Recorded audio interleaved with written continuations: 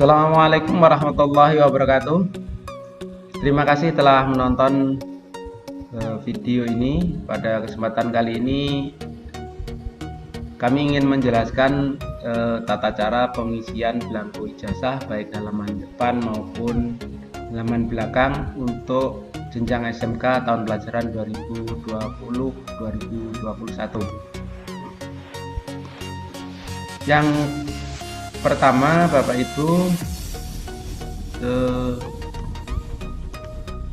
akan saya sampaikan dasar hukumnya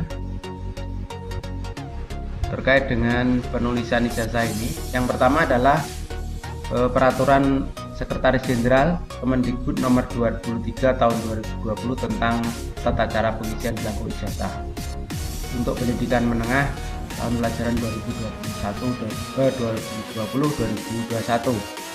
Kemudian surat edaran Menteri Pendidikan dan Kebudayaan nomor 1 tahun 2021 tentang pelaksanaan ujian sekolah dalam masa darurat penyebaran virus corona. Dua dasar ini menjadi pegangan kita dalam menyampaikan informasi tentang tata cara penulisan ijazah, termasuk nanti adalah tentang nomenklatur, yaitu Pergub nomor 23 tahun 2018, Pergub Jatim tentang nomenklatur sekolah atau unit pelaksana teknis atau UPT. Baik, kita mulai. Yang pertama adalah saya sampaikan tanggal kelulusan dulu. Jadi tanggal kelulusan untuk jenjang SMK itu sesuai dengan Persejen Kemendikbud nomor 23 tahun 2020 itu pasal 7 ayat 1D. Di pasal 7 ayat 1D ini tanggal kelulusannya untuk SMK atau sederajat ditetapkan tanggal 3 Juni 2021. Jadi ini ditetapkan tanggal 3 Juni 2021 untuk SMK. Sekarang saya sampaikan untuk tata cara pengisian belangko ijazah. Ada dua untuk tata caranya: halaman depan, pengisian belangko ijazah halaman depan, dan halaman belakang. Untuk halaman depan dasarnya adalah lampiran 2 halaman 40-46 Persejen Kemendikbud nomor 23 tahun 2020. Kemudian yang halaman belakang itu sesuai dengan lampiran 2 halaman 46 Persejen Kemendikbud nomor 23 tahun 2020. Itu yang paling akhir, petunjuk khusus pencetakan dan pengisian halaman belakang ijazah akan diatur lebih lanjut melalui pedoman pengisian halaman belakang yang diterbitkan oleh Direktorat SMK, Direktorat Jenderal Vokasi. Jadi ini halaman depan nanti dasarnya adalah lampiran 2 halaman 40-46 Persejen 23 tahun 2020. Kemudian halaman belakangnya itu pedoman yang diterbitkan oleh Direktorat SMK dan Direktorat Jenderal Vokasi. Baik, kita mulai untuk yang halaman depan. Ya. Yang saya sampaikan di sini semuanya mengacu kepada Persejen 23 tahun 2020. Ini contoh yang saya ambil untuk cetakan ijazah tahun 2020-2021 untuk program 3 tahun. Jadi di sini program 3 tahun, SMK 3 tahun. Kemudian untuk kurikulumnya 2006. Yang ini program 4 tahun, kurikulum 2006. Jadi dua jasa ini untuk program 3 tahun, yang ini untuk program 4 tahun, sama-sama Kak untuk kurikulum 2006.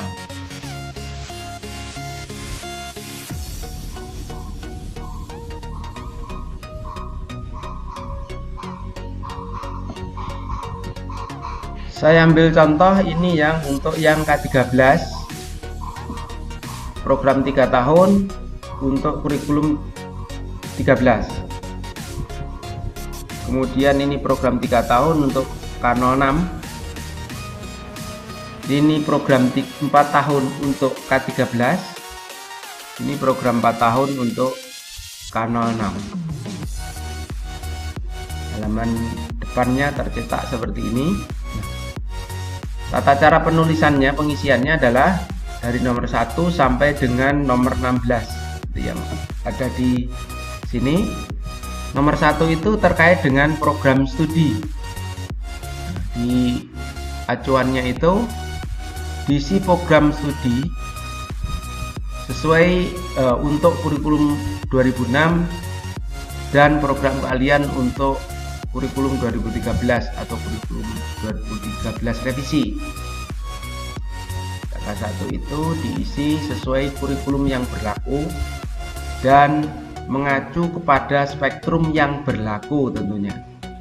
Jadi tata cara penulisannya itu sesuai kurikulum yang berlaku. Nah, kurikulum itu penamaan dari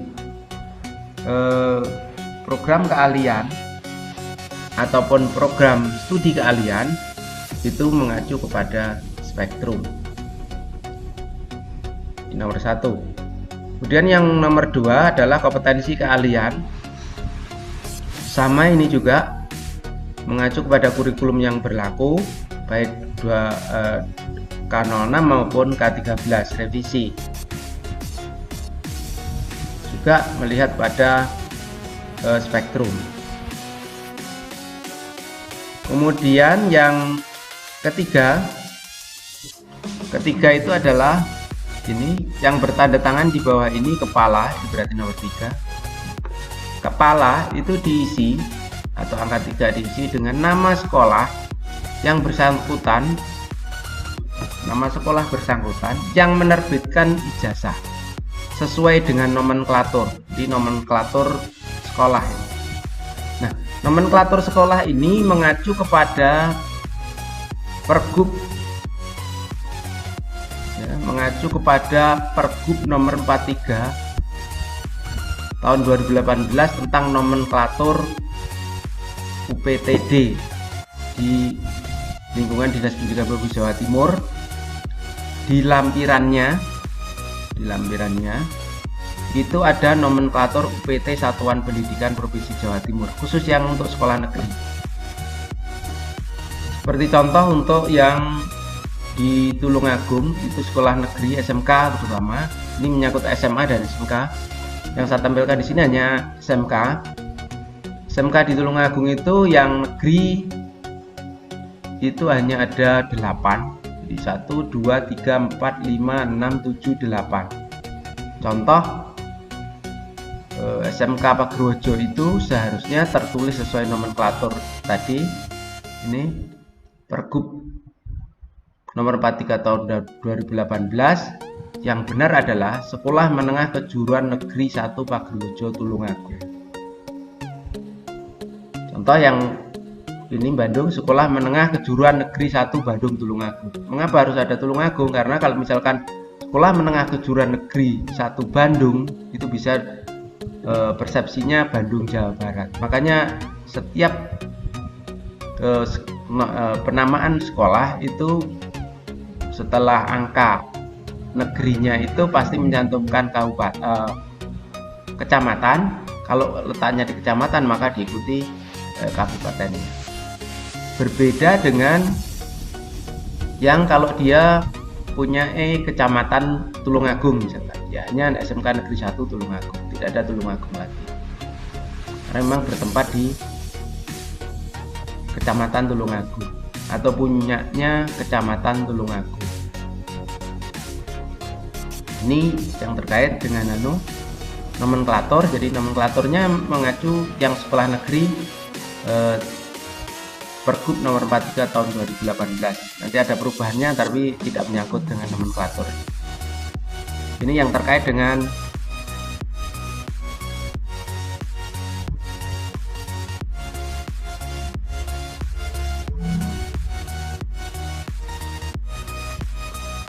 nomenklatur. Saya kembali yang keempat. Yang keempat itu adalah NPSN, nomor pokok sekolah nasional. Nomor pokok sekolah nasional yang menerbitkan ijazah. Ini berarti untuk sekolah yang bersangkutan. Nomor 5 diisi kabupaten garis miring kota. Jadi ini cara pengisiannya, langsung ditulis ya. Angka 5 diisi dengan nomenklatur atau kabupaten kota tanpa mencoret. Jadi di situ ada kabupaten garis miring kota. Itu kalau misalkan Kabupaten Tulungagung maka kotanya tidak usah dicoret. Atau Kota Blitar maka kabupatennya tidak usah dicoret. Jadi itu cara penulisannya. Kemudian selanjutnya untuk yang nomor 6, nama provinsi. Ini sudah jelas, nama provinsi itu adalah Jawa Timur, bukan Jatim ya. Di nama provinsi itu khusus untuk di Jawa Timur berarti Jawa Timur, bukan Jatim. Tidak boleh disingkat. Yang ketujuh, diisi dengan nama siswa pemilik ijazah menggunakan huruf kapital seluruhnya. Jadi ini menggunakan huruf kapital seluruhnya karena dia pengguna pemilik ijazah. Nama harus sama dengan yang tercantum pada akte kelahiran, dokumen kelahiran yang sah sesuai dengan peraturan perundang-undangan, atau ijazah yang diperoleh dari satuan pendidikan jenjang di bawahnya. Misalkan dari SMP maka sesuai dengan penulisannya ijazah SMP. Angka 8 diisi dengan tempat tanggal lahir pemilik ijazah. Ini harus sesuai dengan dokumen kelahiran atau sama dengan yang tercantum dalam ijazah yang diperoleh dari satuan pendidikan jenjang di bawahnya. Bisa juga seperti itu. Karena nanti biar sama antara ijazah SD, SMP, SMK, tanggal lahirnya. Ijazah itu tidak bisa diulang pengadaan dokumennya, sedangkan akte kelahiran itu biasanya bisa diulang pengadaan dokumennya. Sehingga daripada mengorbankan ijazah, mendingan mengorbankan akte kelahiran kalau misalkan ada kesalahan dan seterusnya. Yang ke-9 diisi dengan nama orang tua atau wali pemilik ijazah. Ini sudah jelas. Kemudian angka 10 diisi dengan nomor induk siswa yang bersangkutan seperti yang tercantum pada buku induk. Jadi pastikan bahwa buku induk, nomor induk siswa itu sesuai dengan yang tercantum di buku induk dan di rapor ya, yang dicantumkan itu. Nomor 11 yang di sini, nomor induk siswa ini nomor 11 sekarang. Yang nomor 11 itu diisi dengan nomor induk siswa nasional yang aktif. Betul? Yang aktif. Jadi NISN siswa yang aktif. 12 diisi dengan nama kabupaten kota tempat penerbitan ijazah. Ini tanda tangan ini. Ini 11. Tulungagung gitu ya. Koma ini berarti 13 ini tanggal. 13 itu adalah tanggal. 13 itu adalah tanggal. Isi tanggal penerbitan ijazah. Nah, tanggal dan bulan ditulis dengan menggunakan huruf tidak disingkat. Jadi tidak boleh disingkat. Sebagai informasi awal sesuai persejen tahun pelajaran 2020-2021 bahwa tanggal kelulusan itu adalah tanggal 3 Juni 2021.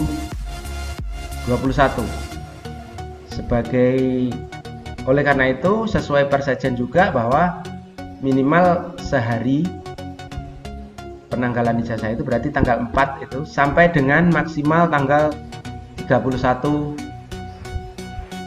Juni 2020 31 Juni 2021. Jadi tentangnya itu sesuai dengan persejen.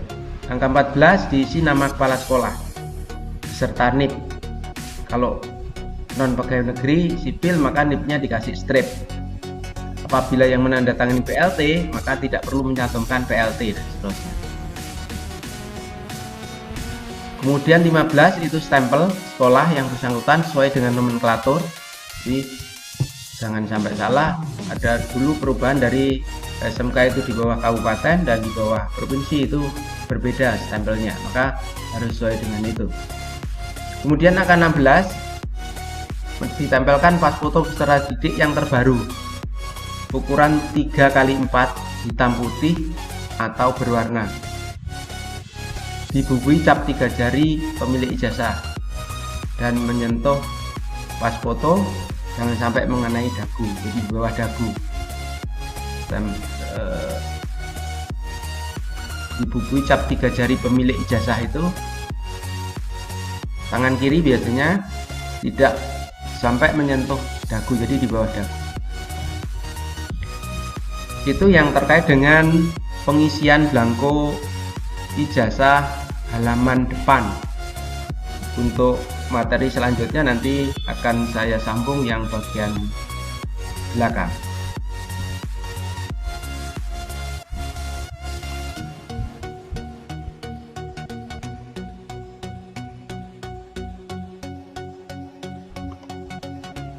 Baik, akan saya lanjutkan untuk tata cara pengisian belangko ijazah yang bagian belakang. Ini untuk yang bagian belakang. Tata cara pengisian belangko ijazah halaman belakang itu acuannya adalah lampiran 2 halaman 46, bahwa khusus pencetakan dan pengisian halaman belakang atau petunjuk khusus pencetakan dan pengisian halaman belakang ijazah SMK akan diatur lebih lanjut melalui pedoman pengisian halaman belakang yang diterbitkan oleh Direktorat SMK, Direktorat Jenderal Vokasi. Nah, sementara yang kami dapat dari Jenderal Vokasi atau Direktorat Sekolah Menengah Kejuruan dan Direktorat Jenderal Vokasi adalah ini dalam bentuk PPT. Jadi ini khusus untuk pengisian halaman belakang saja yang saya sampaikan. Ini contohnya halaman belakang. Jadi nanti yang ada di sini adalah seperti tahun kemarin, ini data siswanya, kemudian ini kompetensi keahliannya sudah tertulis biasanya. Kemudian di sini ada nilai mata pelajaran, nilai ujian sekolah dan rata-rata. Secara garis besar ini nilai ujian sekolah. Oke. Kan saya ini contoh pengisiannya yang ada di pedoman itu.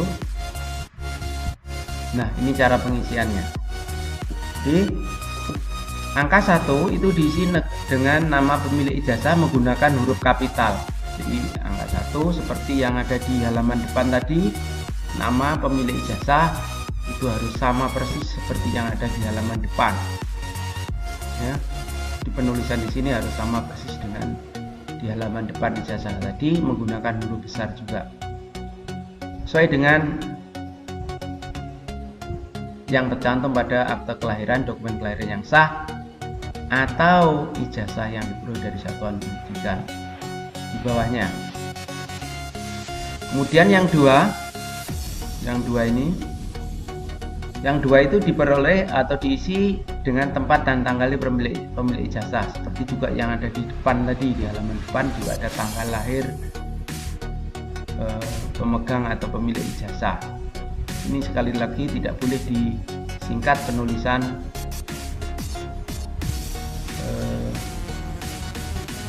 bulan dan seterusnya. diawali dengan huruf besar atau kapital. Kemudian yang ketiga, ini nomor induk diisi dengan nomor induk siswa pemilik ijazah sesuai yang tercantum pada buku induk dan yang tercantum pada rapor siswa tersebut. Yang keempat itu NISN pemilik ijazah. Ini tentunya yang masih aktif, NISN yang masih aktif. Kemudian yang kelima, ini sudah dicetak dari provinsi biasanya, kita tidak usah menulis. Yang keenam sekarang, yang keenam itu adalah nilai ujian sekolah. Nah, nilai ujian sekolah yang diperoleh sesuai dengan SE Mendikbud nomor 1 tahun 2021 tentang peniadaan ujian sekolah dan ujian kesetaraan serta pelaksanaan ujian sekolah. Nah, saya sampaikan ini surat edaran Mendikbud nomor 1 tahun 2021 tentang peniadaan ujian sekolah dan ujian kesetaraan serta pelaksanaan ujian sekolah dalam masa darurat penyebaran COVID-19. Ini seperti ini. Salah satu syarat kelulusannya adalah mengikuti ujian yang diselenggarakan oleh satuan pendidikan. Nah, ujian yang diselenggarakan oleh satuan pendidikan sebagai dimaksud pada angka 3C dilaksanakan dalam bentuk portofolio berupa evaluasi atas nilai rapor, sikap, perilaku, dan prestasi yang sebelumnya. Bisa dalam bentuk penghargaan, hasil perlombaan, dan sebagainya. Yang B itu bisa dalam bentuk penugasan. Yang C bisa tes luring atau daring. Kemudian yang D bisa dalam bentuk kegiatan penilaian lain yang dilakukan oleh satuan pendidikan. Apabila Bapak Ibu mengambil salah satu bentuk ujian satuan pendidikan ini, harus seluruhnya dituangkan dalam prosedur operasional standar atau POS tentang pelaksanaan ujian satuan pendidikan tingkat satuan pendidikan atau tingkat sekolah. Jadi harus dituangkan dalam POS-nya bagaimana bentuknya, kemudian cara mengolah nilai dan seterusnya. Ini penting sekali. Nah, nilai yang dicantumkan itu adalah di dalam belakang ijazah ini adalah nilai ujian sekolah atau ujian satuan pendidikan yang diselenggarakan oleh sekolah dalam bentuk bilangan bulat. Jadi bilangan bulat. Sedangkan untuk rata-rata itu dalam bentuk koma. Ya, jadi nilai ujian sekolahnya tiap mata pelajaran itu adalah bulat, sedangkan rata-ratanya ada 2 angka di belakang koma hasil pembulatan. Jadi itu. Kemudian aturan lain khusus untuk mata pelajaran kompetensi kejuruan, nilai ujian sekolah diperoleh dari UKK. Jadi khusus yang kompetensi keahlian ini ya, diperoleh dari UKK. Nah, UKK itu dalam skemanya ada banyak, ada UKK mandiri, kemudian UKK dalam bentuk LSP, dan UKK kerjasama dengan DUDI. Nanti yang akan dicantumkan di sini. Nah, ini sudah. Kemudian yang 7, yang ini tadi sudah rata-rata 2 angka desimal. Yang ke-8 ini adalah nama kabupaten atau tempat penerbitan ijazah. 9 ini adalah angka penerbitan ijazah sesuai tanggal 2 digit, bulan ditulis, lengkap menggunakan huruf, tidak disingkat. Misalkan tidak boleh 25/06/2001, tidak boleh. Jadi harus ditulis lengkap dengan huruf dan tidak boleh disingkat. Kemudian yang nomor 10 itu diisi dengan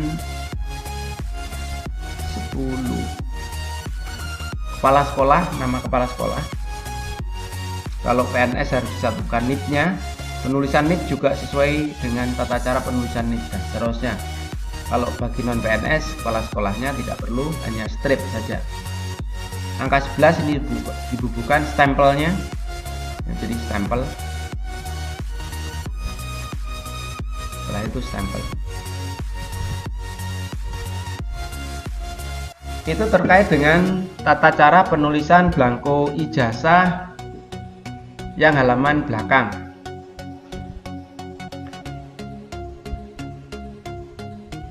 Jadi tidak jauh berbeda seperti tahun-tahun yang lalu terkait dengan penulisannya. Cuman yang saya agak ragu adalah di sini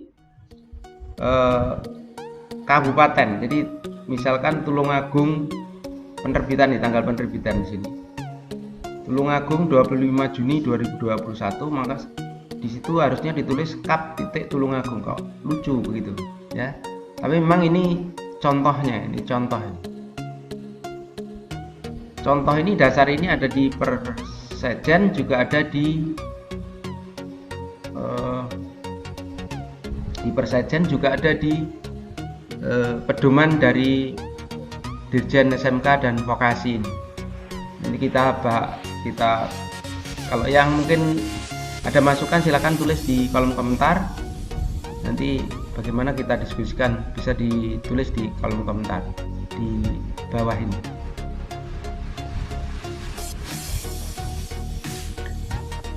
Kemudian selanjutnya adalah sebelum ijazah keluar, biasanya ijazah agak terlambat keluarnya, sekolah harus mengeluarkan surat keterangan lulus dulu atau SKL. Nah, di sini di dalam pedoman yang dikeluarkan oleh Direktorat SMK dan Dirjen Vokasi itu ada tata cara pedoman bagaimana cara menerbitkan SKL-nya atau surat keterangan lulusnya ya. Yang pertama, kelulusan peserta didik ditetapkan oleh satuan pendidikan yang bersangkutan melalui rapat dewan guru, ini jelas. Persyaratan kelulusan pendidikan ini sudah ditetapkan di SK masing-masing satuan pendidikan atau sekolah dengan kriteria kelulusannya bagaimana sudah dituangkan dalam SK kriteria kelulusan ya. Ini adalah tata cara penerbitan atau format penerbitan SKL-nya seperti ini. Kop sekolah, surat keterangan lulus, kemudian nomor. Yang bertanda tangan di bawah ini kepala titik-titik kabupaten atau kota, biasanya provinsi, dan seterusnya, dengan menyerahkan nama dan seterusnya, menyantumkan nilai ujian sekolah dan rata-rata sama seperti yang ada di belakang ijazah. Surat keterangan ini bersifat sementara dan berlaku sampai diterbitkan ijazah untuk siswa yang bersangkutan. Sama, minimal tanggalnya ini diterbitkan sesuai dengan tanggal kelulusan ya. Di acuannya ini berkop sekolah, kemudian dicetak di ukuran kertas F4, atau mungkin yang sekolahnya bersandar ISO biasanya menggunakan standar A4 ya, silahkan menggunakan standar A4. Kalau standar ISO biasanya kan standarnya kertasnya adalah A4. Mencantumkan nilai ujian sekolah ini dilengkapi dengan foto, diterbitkan secepatnya pada 3 Juni 2021, ditandatangani oleh kepala sekolah dan stempel. Ini tata cara penerbitan SKL sebelum terbit ijazah. Terima kasih, mudah-mudahan bermanfaat. Ada masukan, pertanyaan dan seterusnya silakan ditulis di kolom komentar di bawah ini. Ada kurang lebihnya kami mohon maaf. Saya kira wassalamualaikum warahmatullahi wabarakatuh.